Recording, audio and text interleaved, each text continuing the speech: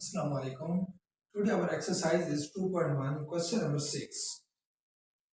Express the following recurring decimals as rational numbers p over q, where p and q are integers and q is not equal to 0. ये उसने हमें question दिया है और इसके अंदर जो गिवन है वो है हमारे पास 0.5 बार, 0.13 बार, 0.67 बार. अब क्या कहता है, पहले तो हमें क्वेश्चन की समझ आनी चाहिए, क्वेश्चन का पता होना चाहिए कि उसमें पूछ क्या रहा है और दे क्या रहा है, बता क्या रहा है. Express the following recurring decimals. Recurring decimals कहते हैं किसको हैं? रिक्यूरिंग और डेसिमल. देखिए यहाँ पर ये दो लफ्ज यूज किए हैं. डेसिमल से मुराद है कि इशारिया निज़ाम, मतलब इशारे के अंदर जो भी वैल्यूज या इशारे के बाद जितने भी डिजिट्स आएंगे. रिक्यूरिंग से मुराद ये है कि जो इशारे के बाद नंबर्स होंगे वो रिपीट हो रहे होंगे, चाहे वो 1 सिंगल वैल्यू होगी, जैसे 5 है तो 5 बार बार आ रहा होगा, 1 और 3 है तो ये भी दोनों बार बार आ रहे होंगे, 1 3 1 3 1 3 इस सीक्वेंस में. जैसे 6 7 है तो ये भी बार बार आएगा. रिक्यूरिंग का मतलब यही है, चाहे वो 10 वैल्यूज हैं, 15 है, 5 है, 2 है, 3 है, जितनी भी वैल्यूज होंगी वो वन टाइम जैसे रिपीट, मतलब कि एक बार दोबारा वो रिपीट होंगी, इसको हम रिक्यूरिंग कहते हैं. नेक्स्ट वो कहते हैं कि भाई rational numbers, rational number p बटा q, मतलब हमने इसको किस में कन्वर्ट कर देना है, नॉन वो रिक्यूरिंग डेसिमल्स हमें दे रहा है और वो कह रहा है कि भाई एज रैशनल नंबर, जिसको हमने कन्वर्ट कर देना है, बयान कर देना है, एक्सप्रेस कर देना है किसमें, p ओवर q की फॉर्म में, वेयर वो कहता है कि भाई जो q है ना वो नॉट इक्वल टू 0 होना चाहिए, 0 के इक्वल भी नहीं होना चाहिए, कोई ना कोई और वैल्यू हो. तो हम इसमें क्या करते हैं, सबसे पहला पार्ट जो है लेट कर लेंगे 0.5 bar, let x is equal to 0.5 bar. तो हम बार को इस तरह लिख सकते हैं, बार का मतलब भी यही है 0.555 एड्स ऑन. ठीक है, ये क्या हो रहा है, आगे रिपीट हो रहा है, आगे एड्स ऑन ये चलता जा रहा है. अब हमने इसको इक्वेशन नंबर 1 का नाम दे दिया. ठीक है, अब अगर हम देखें कि इसके अंदर डेसिमल खत्म करना हो तो हमारे पास है 1 वैल्यू है ना, सिंगल है डिजिट इशारे के बाद, तो हम क्या करते हैं, अगर इसको मैं 10 के साथ मल्टीप्लाई कर दूं,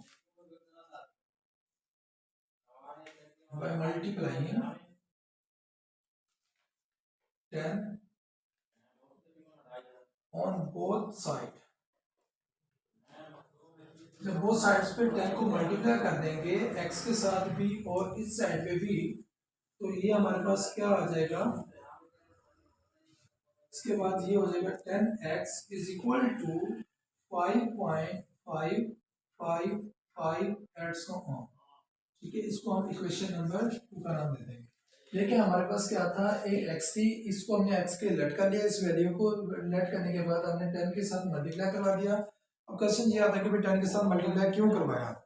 हमें देखेंगे कि क्वेश्चन के अंदर भी उसने बताया था रिक्यूरिंग डेसिमल्स दिए गए हैं, हमने किस में कन्वर्ट करना है, p बटा q की शक्ल में रैशनल नंबर में कन्वर्ट करना है. तो रैशनल नंबर में कन्वर्ट करने के लिए हमें फ्रैक्शन बनानी पड़ेगी, मतलब बटा लाना पड़ेगा ना. तो बटा लाने के लिए हम क्या करते हैं, इसको 10 के साथ मैंने मल्टीप्लाई कर दिया, मल्टीप्लाई करने के बाद तो हमारे पास ये वाली वैल्यू हो गई. अब मैं क्या करता हूँ, इक्वेशन नंबर 2 में से इक्वेशन नंबर 1 को सबट्रैक्ट कर देता हूँ. इक्वेशन 2 माइनस इक्वेशन 1, जब इक्वेशन 2 में से मैं इक्वेशन 1 को करूँगा, इसकी जो लेफ्ट साइड होगी वो लेफ्ट में से माइनस हो जाएगी और इसकी जो राइट होगी वो राइट साइड में से लेफ्ट हो जाएगी. 0.555 एड्स ऑन.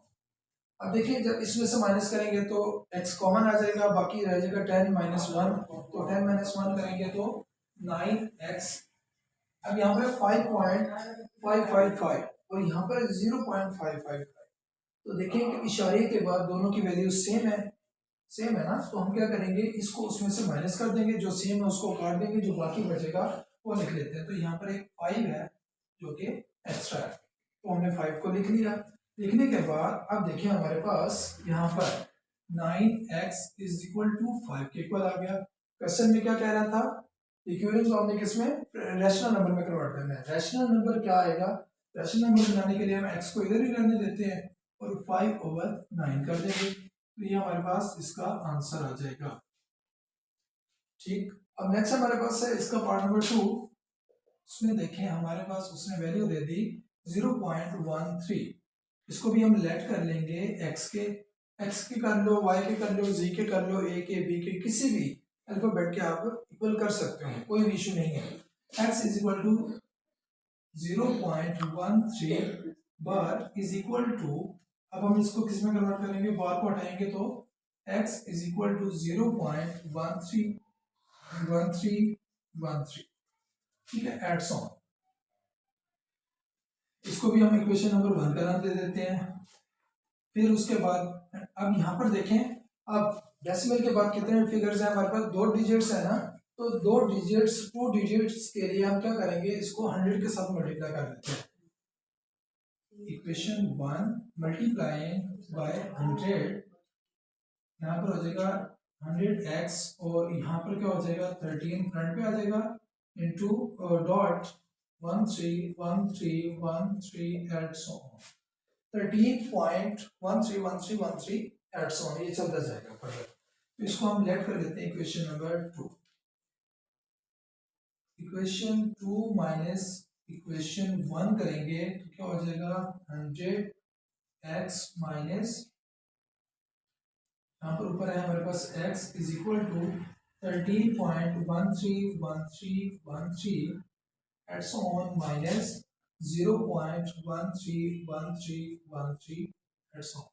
जब इसमें से अगर माइनस कर दें हम तो 100 में से x को या 1 को माइनस करेंगे तो 99x हो जाएगा, और यहाँ पर जैसे उसके अंदर हमने किया था देखें 0.1313 जो है ना वो भी इसमें से माइनस हो जाएगा, बाकी यहाँ पर हमारे पास 13 रह जाएगा। x को इधर रहने दें 13/99, तो ये भी हमने फ्रैक्शन में कन्वर्ट कर दिया। तो ये जो है ना हमारे पास क्वेश्चन, इसका पार्ट नंबर 3 जो है ये भी लाइक इसी तरह ही है, बिल्कुल सेम है दोनों। कि इसके अंदर भी हमने क्या करना है, इसी तरह x के लेट कर लेंगे, लेट करने के बाद उसको इक्वेशन नंबर 1 का नाम दे दिया, फिर उसके अंदर 100 को मल्टीप्लाई कर देंगे, क्योंकि 2 डिजिट्स हैं बड़े, इसलिए हम क्या करेंगे 100 के साथ ही मल्टीप्लाई कर देंगे। मल्टीप्लाई करने के बाद फिर इक्वेशन 2 में से इक्वेशन 1 को माइनस कर देंगे, माइनस करके वो भी इसी तरह हमारे पास फ्रैक्शन के अंदर आंसर आ जाएगा।